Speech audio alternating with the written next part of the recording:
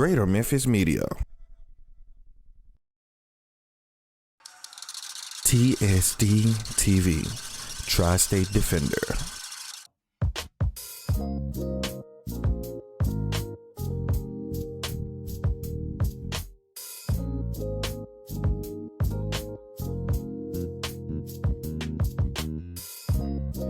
You understand how important it is. You know, I watch a lot of stuff on Deion Sanders, and he's so motivating on a complete and total failure of leadership from the federal government.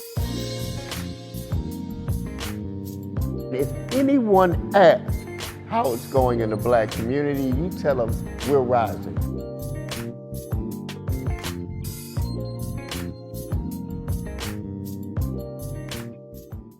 And welcome back to the Brian Clay Chronicles. We had a stirring and a lively conversation with our Mayor Paul Young, and we expect the same with this next interview.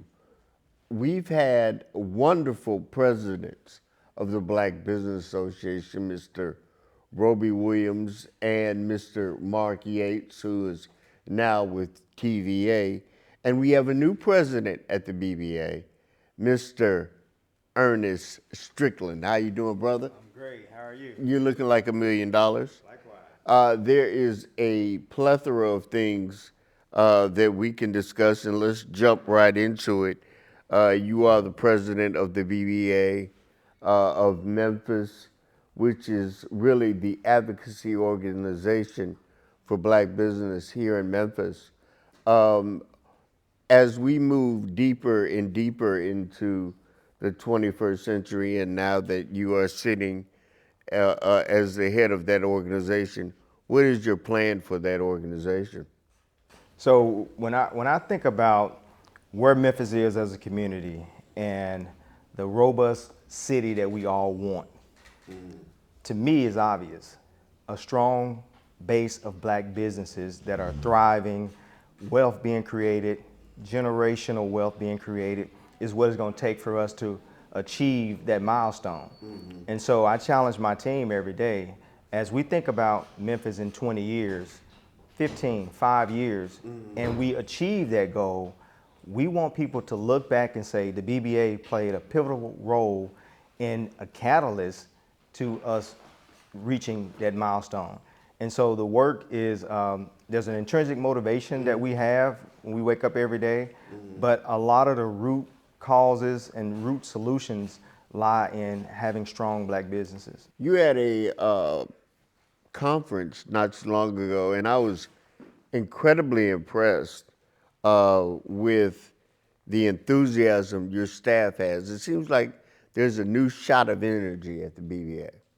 You know, it's not for the faint of heart, because you have to wake up each and every day knowing that you're not going to win every battle, but you have to stay in the fight, and that we're fighting for a greater good.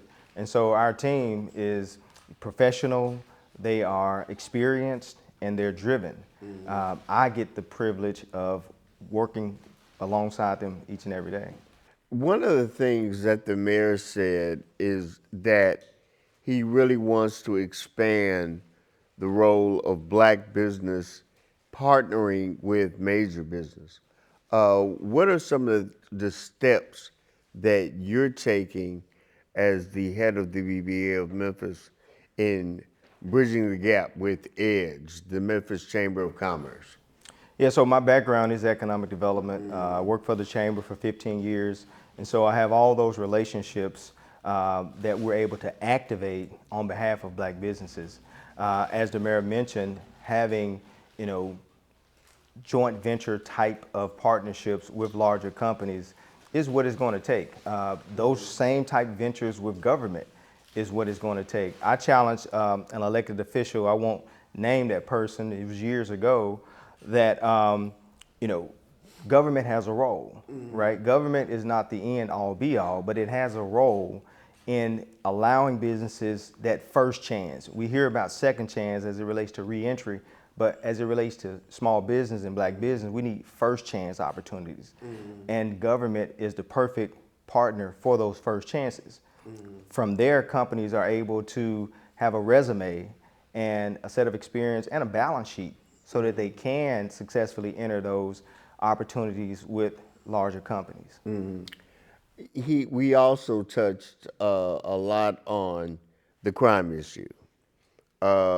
Crime has permeated what we do. We see it every day. As BBA president, how does that affect what you do every day?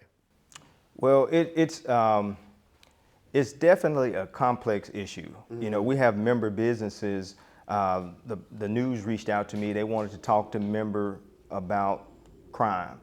I called a company, a retailer, to ask if they wanted to be interviewed. I said, hey, this is a great opportunity for you to, you know, gain some in-kind marketing. And he said, well, ironically, my business just got robbed.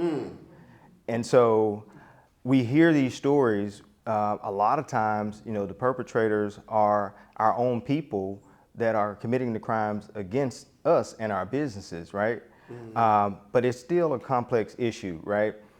What I really think about a lot is when the Buster's liquor store was robbed, and you had, you know, Smash and grab. Smash and grab. You had 15, 16 young people running in, It was grabbing. such a bad visual. But my question is, how much did they receive? They grabbed cheap liquor and they split, you know, maybe had $50, $100 a piece after it was all said and done. Why can't we outmarket the person who gave them the opportunity to earn $50 and a misdemeanor or felony? Why can't we give them an opportunity to say, hey, I'll give you $100 to go to a training program as opposed to $100 to go and run up in Buster's and get, you know, some blue top.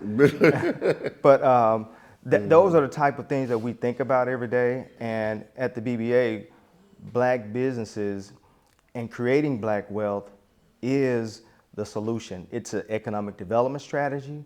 It's a health and wellness strategy. When my net worth increased, I was able to start going to get a physical every year so I can baseline what my health is and make improvements year over year. I wasn't able to do that without the adequate income that will allow me to afford those type of, you know, medical care. It's an education strategy and it's a law enforcement strategy. Right.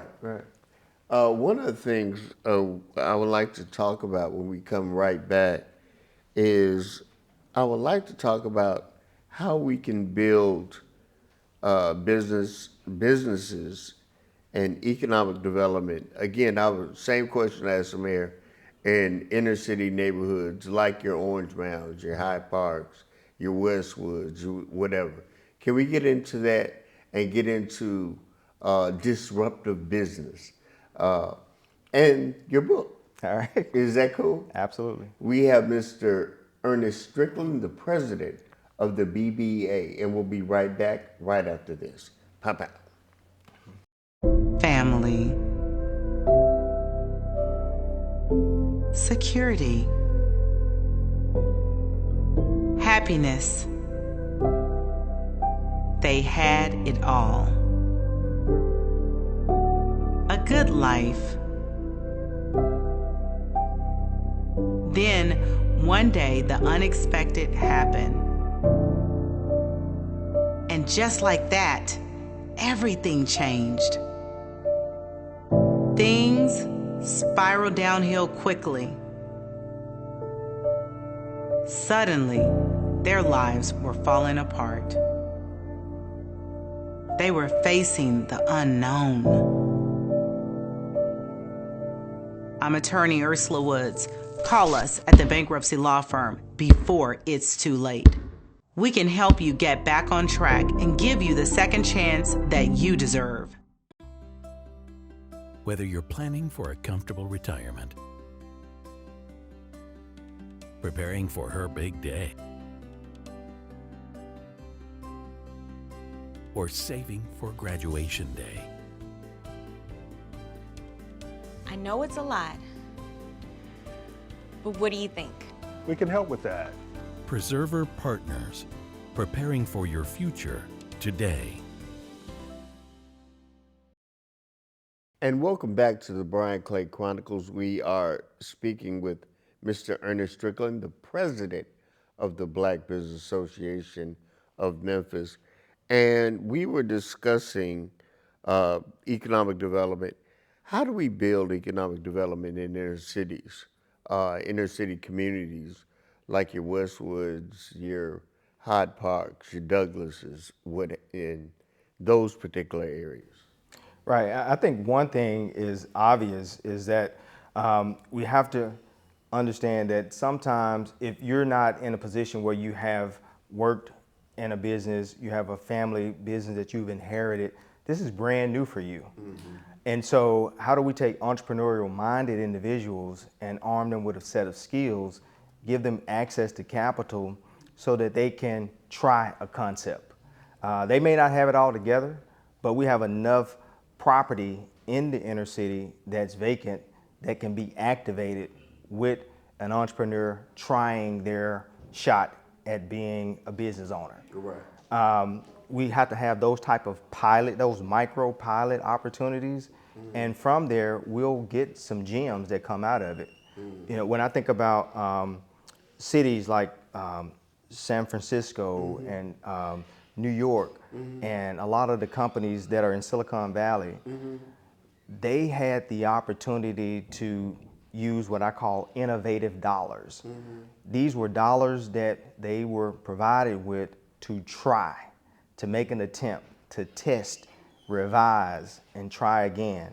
Oftentimes when we start a business, it's do or die. You're right. You know, we're betting the bank, we're putting our mortgage on our homes on the line. And so I think we got to be more creative in looking at micro business type of solutions that can scale. When you say micro business, we have many city council persons here today. We have Councilwoman Washington, the Councilwoman Walker. Is it possible to recreate those programs in those particular communities in District 4 and District 8 and what have you, where we can create those opportunities, like taking an Orange Mound or maybe partnering with Lemoyne-Owen and creating those maybe a micro bank in those communities? Absolutely. I think, you know, in each of those communities, we have entrepreneurial minded individuals that need an opportunity that's mirrored with, you know, some access to capital, because it's going to take money. But I think there are more than enough individuals that will raise their hands and say, hey, I want to try my shot. As a matter of fact, after COVID, what we started to see was individuals deciding to take their skills private in the form of entrepreneurship. So our doors were, we had lines of people coming to the BBA that were laid off from their jobs, you know, dislocated, and they didn't want to go back into corporate America or into the job market. They wanted to do their own try thing. entrepreneurship. Right, yeah, absolutely. Right. And that kind of goes right into two things, being disruptive. The Black MBA's Harvard Business Review Board, they always have something called, well, obviously the Harvard Review, but their last program they were talking about disruptive business. Is that kind of what we need to do as far as individualizing communities in Memphis and kind of creating that wealth? Yeah, and some of it doesn't have to necessarily be disruptive. It can be, especially now, we have baby boomers who have companies and they are challenged with succession plans. But they have a manager who's worked there 15, 20 years. They have individuals who know that business just as well as the owner.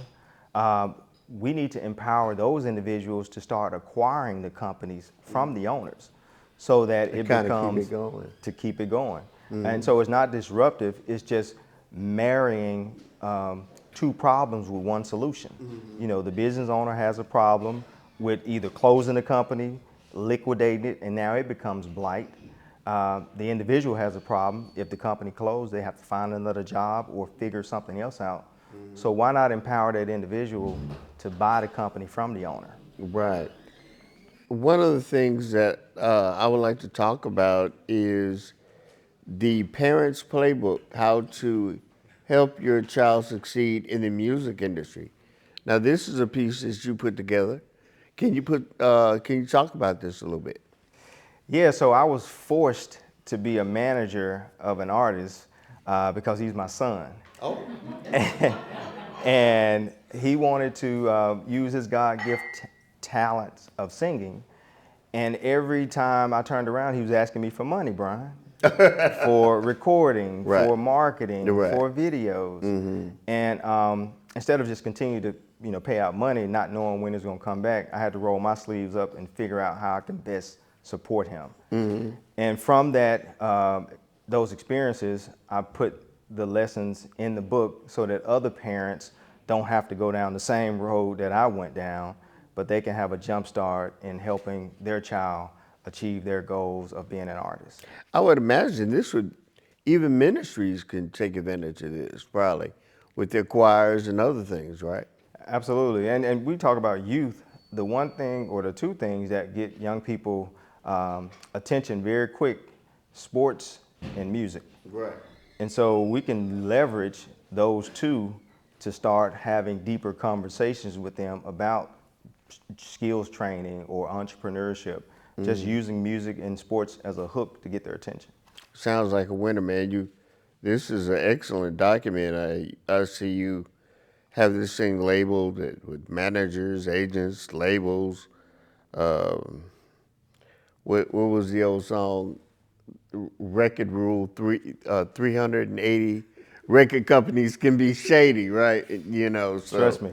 yeah, man.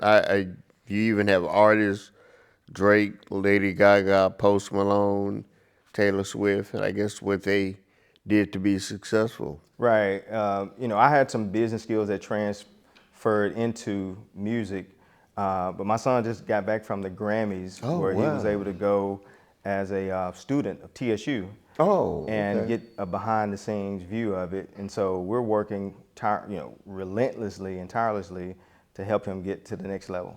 I'm always promoting Lemoyne. Are you working with Lemoyne with this? That's possible. I went to Lemoyne for one semester. Okay. So I guess that counts. You're an honorary musician. Okay. It has been a pleasure talking with you, Mr. Ernest Strickland, and we look for big things out of the Black Business Association this year and years to come. It's been a pleasure, man. Thank you, sir. Appreciate All you. right, Yes, Ernest sir. Strickland, ladies and gentlemen. We have a special treat. My president from Lemoyne College, Mr. President Pastor Christopher Davis, with us, and we're going to make a presentation very quick to him and to Lane College. We'll be right back on the Brian Clay Chronicles.